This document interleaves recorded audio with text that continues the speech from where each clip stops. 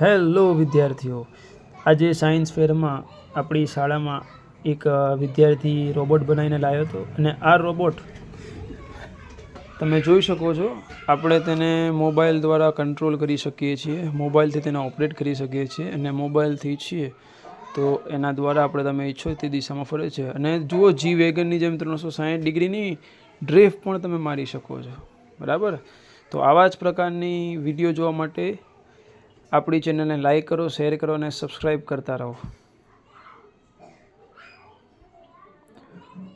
જુઓ, હજી એક ફેરી આપણે આપણી જે રિમોટવાળી જે ગાડી બનાવી છે વિદ્યાર્થીએ, એને આપણે રિમોટ એટલે મોબાઈલ દ્વારા ઓપરેટ કરીને 360 ડિગ્રીની ડ્રિફ્ટ મારાઈએ, જેને જોઈને આપણને જી વેગન યાદ આવતી હશે.